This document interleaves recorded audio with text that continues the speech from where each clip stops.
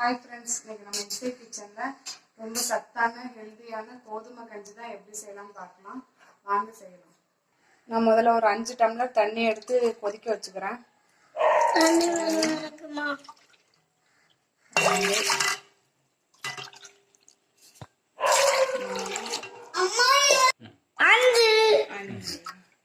இப்போ 5 டம்ளர் தண்ணி ஊற்றிட்டு இதை நல்லா இப்போ கொதிக்க வச்சுக்கலாம்.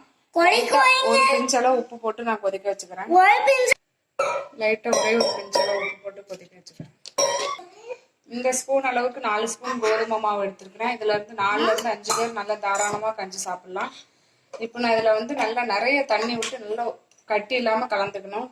நான் வந்து இதுல ஏலக்காய் பொடி பண்ணேன். அந்த தண்ணியை விட்டு நல்லா நான் கலந்துக்கிறேன். நல்லா இந்த அளவுக்கு தண்ணியா இருக்கணும். அப்பதான் நம்ம ஊற்றி கிண்டும் போது கட்டிப்படாது. இப்போ தண்ணி நல்லா கொதிக்க ஆரம்பிச்சிருச்சு. இந்த ஸ்டேஜில் நம்ம நல்லா தண்ணியாக கரைச்சி வச்சிருக்கதை ஊற்றி கோதுமை மாவு ஊற்றி நல்லா கிண்டிக்கலாம். கைவிடாமல் கிண்டுங்க.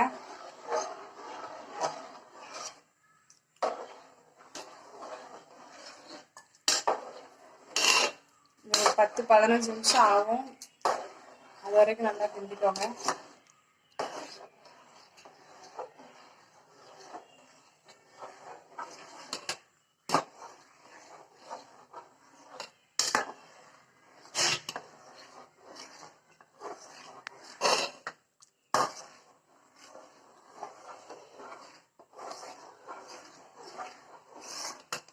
உளுந்தங்கஞ்சி மாதிரி தான் இதுவும்.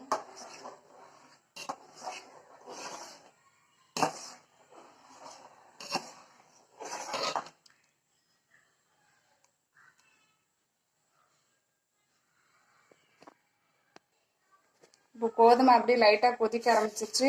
இப்போ நான் ஒரு 150 கிராம் வெல்லம் போட்டுக்கிறேன். நீங்கள் பாகு காய்ச்சி கூட போட்டுக்கலாம். அதில் தூசி இருந்ததுன்னு அப்படி போட்டுக்கோங்க. இதில் தூசி ஒன்றும் இல்லை, அதனால நான் அப்படியே போட்டுக்கிறேன். உங்களுக்கு எந்த அளவுக்கு இனிப்பு வேணுமோ அந்த அளவுக்கு போட்டுக்கோங்க.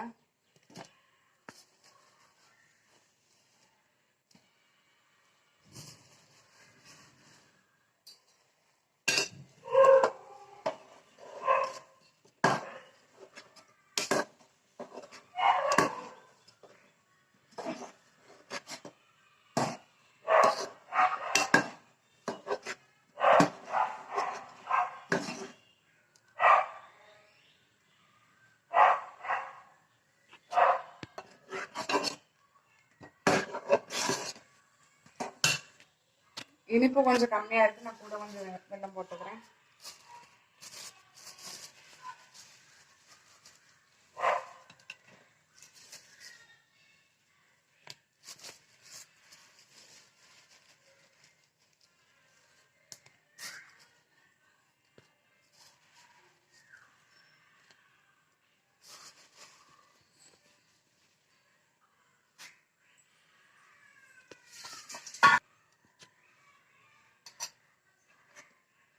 சிம்மில் வச்சு கொஞ்சம் கிண்டிக்கோங்க.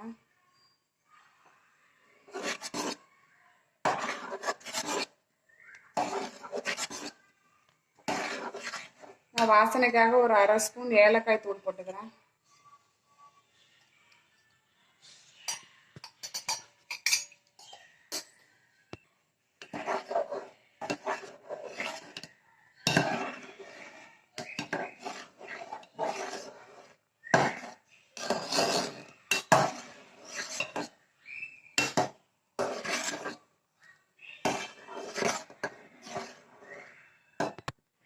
நல்லா 10 நிமிஷமா நல்லா கிண்டி விட்டாச்சு. நான் ஒரு 1/4 முறை தேங்காய் துருவல் எடுத்திருக்கேன், அதையும் போட்டுக்கிறேன்.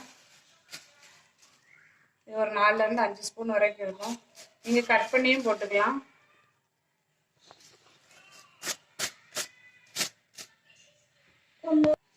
தேங்காய் துருவல் போட்டாச்சு.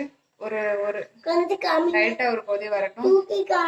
துருவல் போட்டு ரொம்ப நேரமா கொதிக்க கூடாது. இப்போ இதை ஆஃப் பண்ணிடுவோம். நம்ம சுவையான ரொம்ப சத்தான கோதுமை கஞ்சி ரெடி ஆயிடுச்சு. இப்போ அடுப்பு ஆஃப் பண்ணிடலாம்.